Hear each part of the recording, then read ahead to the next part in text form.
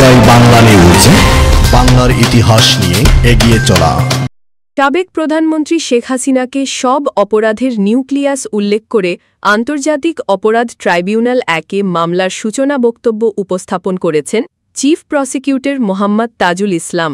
রবিবার 3 আগস্ট বেলা 11:30টার দিকে এই বক্তব্য উপস্থাপন করা হয়।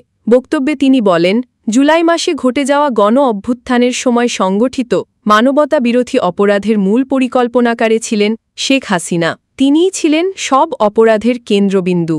এই মামলায় শেখ হাসিনার পাশাপাশি সাবেক স্বরাষ্ট্রমন্ত্রী আসাদুজ্জামান খান অন্যতম আসামি। মামলায় আরও উল্লেখযোগ্য নাম পুলিশের সাবেক মহাপরিদর্শক চৌধুরী আবদুল্লাহ আল মামুন। তিনি ইতোমধ্যে মানবতাবিরোধী অপরাধে দায় স্বীকার করে রাজসাক্ষী হয়েছেন। মামলার কৌশলী ভাষায় তিনি এখন অ্যাপ্রুভার হিসাবে আদালতে কাজ করছেন। সকালের শুনানির শুরুতে অ্যাটর্নি জেনারেল মুহাম্মদ আসাদুজ্জামান ট্রাইব্যুনালে বলেন, এই মামলার সকল আসামির বিরুদ্ধে প্রচলিত আইনে সর্বোচ্চ শাস্তি দাবি করছি। তিনি বলেন, আইনের ঊর্ধ্বে কেউ নয়। মানবতাবিরোধী অপরাধের বিচার প্রক্রিয়া স্বচ্ছ, নিরপেক্ষ এবং সর্বোচ্চ কঠোরতার সঙ্গেই সম্পন্ন হবে। উল্লেখ্য, এই মামলার বিচার কার্যক্রম সরাসরি সম্প্রচার করা হয়েছে, যা বাংলাদেশে বিরল নজির সৃষ্টি করেছে। আদালত চত্বরে এবং দেশের বিভিন্ন স্থানে সাধারণ জনগণ এবং আইনজীবীরা সম্প্রচারটি সরাসরি অনুসরণ করেছেন।